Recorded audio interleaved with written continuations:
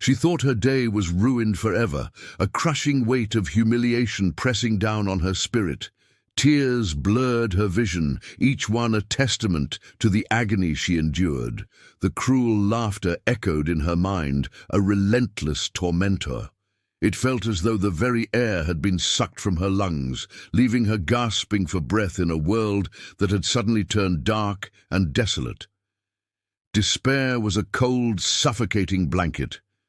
But then, in an instant, something happened that nobody expected. A flicker of light in the overwhelming darkness, a seismic shift that promised to redefine everything she knew. Her fate, she realized, was about to be irrevocably altered. Ilara, a wisp of a girl with eyes that once sparkled but now held a perpetual shadow, navigated the labyrinthine halls of Northwood High. Every step was a careful maneuver, a silent prayer to become invisible. Her environment was a constant reminder of her torment. The fluorescent hum of the classroom amplified the whispers, the bustling cafeteria became a gauntlet of stairs, and the cold, unyielding lockers in the hallway felt like prison bars. Even her phone, once a connection to friends, had become a portal for relentless digital cruelty, its screen a canvas for anonymous insults and photoshopped mockery. The world online was no escape. It was simply another arena where the bullies reigned. Every morning, she woke with a knot in her stomach, the dread intensifying with each tick of the clock. The vibrant colors of life had faded to a monochrome gray. She felt utterly alone, a fragile leaf adrift in a storm. The humiliation was a persistent, stinging burn that left her feeling exposed and raw. Laughter, once a joyful sound, had warped into a weapon, each peal a fresh stab to her already tattered self-esteem. She yearned for a moment of peace, a breath of air that wasn't heavy with judgment and cruelty. The weight of it all was crushing, pressing down on her spirit until she felt like a ghost, transparent and unseen amidst the vibrant chaos of teenage life. She was losing herself, piece by agonizing piece, to the relentless tide of their cruelty. The reign of terror was spearheaded by Tiffany Maxwell, a girl whose beauty was as undeniable as her malice. Tiffany moved through the school like a predator, her sharp eyes always scanning for weakness, and Ilara, unfortunately, had become her preferred prey. It started subtly, with snide remarks whispered just loud enough for Ilara to hear in the crowded hallways, followed by the mocking titters of Tiffany's entourage. Then came the cafeteria incidents. A tray accidentally knocked, sending Ilara's lunch sprawling across the linoleum floor as Tiffany and her friends dissolved into fits of laughter, their amusement echoing chillingly in the noisy room. Once, during a particularly grueling English presentation, Tiffany had strategically placed a poorly photoshopped image of Ilara looking distraught onto the projector screen, pretending it was a technical glitch, while the entire class erupted in cruel guffaws, leaving Ilara frozen, her voice caught in her throat. The most insidious attacks, however, transpired online. Screenshots of her innocent social media posts were doctored with vile captions and shared across multiple platforms, transforming her into a widespread meme of ridicule. Anonymous comments, clearly orchestrated by Tiffany's clique, flooded her direct messages with threats and insults, eroding her sense of safety even within the supposed sanctuary of her own home. The constant barrage of humiliation had begun to change Ilara, shrinking her world. She stopped raising her hand in class, afraid of drawing attention. She ate alone, hidden away in a corner of the library, avoiding the gauntlet of the cafeteria. Her friends, once a vibrant support system, slowly drifted away, fearful of becoming targets themselves by association. The isolation was a suffocating blanket, intensifying the humiliation, making Ilara feel utterly alone against an invisible enemy that seemed to be everywhere. Each deliberate act of cruelty was a fresh wound, deepening the despair and cementing the belief that there was no escape, no way out of this relentless torment. The once bright spark in her eyes dimmed further with every passing day, replaced by a hollow emptiness. One particularly bleak afternoon, after another brutal online attack that left her shattered, Ilara was retreating to the library's furthest corner, a lump forming in her throat that made breathing difficult, just as she slumped into a chair, trying to disappear behind a towering stack of neglected philosophy books. A quiet voice startled her. "Is this seat taken?" It was Samuel, a boy from her advanced chemistry class, known for his relentless curiosity and quiet demeanor. Ilara simply shook her head, unable to trust her voice. He sat down, not invading her space but not ignoring her either. She braced herself for the pitying glance, or worse, the snide remark. Instead, he simply opened a textbook, his presence oddly comforting rather than threatening.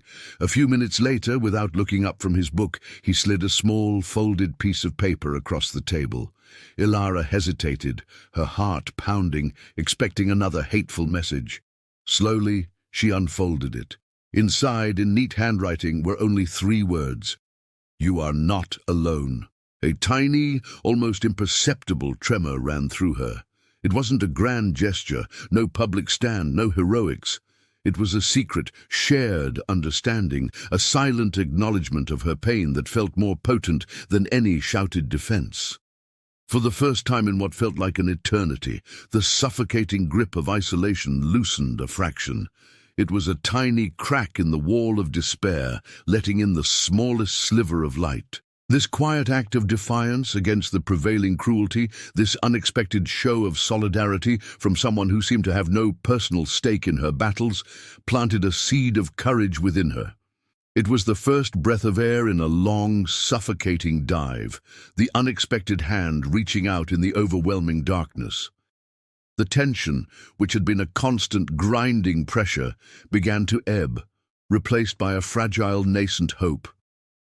This small, unassuming gesture from Samuel was the catalyst, the spark that would soon ignite a much-needed change. The simple note from Samuel, "You are not alone," was a lifeline, and it brought with it a quiet yet profound shift in Ilara. The next day, when Tiffany attempted her usual cafeteria spectacle, Ilara found herself doing something she hadn't dared in months. She looked up. Samuel, seated a few tables away, met her gaze and offered a barely perceptible nod. It wasn't a call to arms, but a reinforcement, a silent affirmation that she had an ally. When Tiffany's foot slipped and sent a cascade of orange juice towards Ilara's tray, Ilara, instead of freezing, instinctively shifted, minimizing the spill and, for the first time, simply stared at Tiffany. Not with fear, but with a gaze that held a flicker of something new, resolve. The usual triumphant cackle from Tiffany faltered. The following week, inspired by Samuel's quiet strength, Ilara approached him after chemistry class. She confessed the full extent of the online torment, showing him the doctored photos and the hateful messages. Instead of shock or pity, Samuel showed a calm, methodical understanding. Together, they meticulously documented every instance, categorizing the abuse and identifying key perpetrators within Tiffany's clique. This wasn't about revenge. It was about reclaiming her narrative and dismantling the structure of fear that had imprisoned her. Armed with this evidence, and with Samuel's unwavering support, Ilara found the courage to speak to Mrs. Davison, the school counselor. Mrs. Davison, a compassionate and perceptive woman, listened intently. The weight of the evidence, coupled with Ilara's newfound resolve, prompted swift action. Tiffany and her main accomplices were called in. The school administration, previously unaware of the full scope of the bullying, implemented stricter policies and initiated a series of anti-bullying workshops. The most powerful change, however, wasn't just external. Ilara's posture straightened. Her eyes, still holding traces of past pain, began to sparkle again with an inner light. She started participating in class, her voice growing stronger with each debate she engaged in. The fear that had once dictated her every movement began to dissipate. While Tiffany still existed in the school, her power had been significantly curtailed. The once unquestioning loyalty of her clique fractured under the school's scrutiny, and many of her followers began to distance themselves. Ilara wasn't just surviving anymore, she was thriving. She made new friends, drawn to her quiet strength and resilience. The triumph wasn't over Tiffany's downfall, but over her own liberation. She had not only survived the storm, but had emerged from it stronger, wiser, and immeasurably more confident. The oppressive grey monochrome of her life had begun to blossom into vibrant color, a testament to the power of one small act of kindness in the face of overwhelming cruelty. Ilara's journey was a powerful testament that though the shadow of bullying can loom large and feel all-consuming, it is not an insurmountable force. Her story underscored a crucial truth: bullying feeds on silence and fear, but it crumbles in the face of courage, empathy, and the willingness to speak up, not just for oneself, but for others. Kindness, often dismissed as a soft virtue, proved to be the most potent weapon against cruelty, a small note from Samuel igniting a chain reaction of defiance and resilience. It wasn't just about escaping the torment. It was about reclaiming her voice, her space, and her sense of self. Hope, once a distant mirage, became a tangible reality, illustrating that even in the darkest moments, a single act of compassion can illuminate the path forward and remind us that a better, brighter future is always within reach. Bullying never truly wins, for its victories are fleeting, while the strength forged in overcoming it lasts a lifetime. Have you ever experienced a moment where a small act of kindness changed everything? Share your story in the comments below. Your words could be the beacon of hope someone else desperately needs to keep going.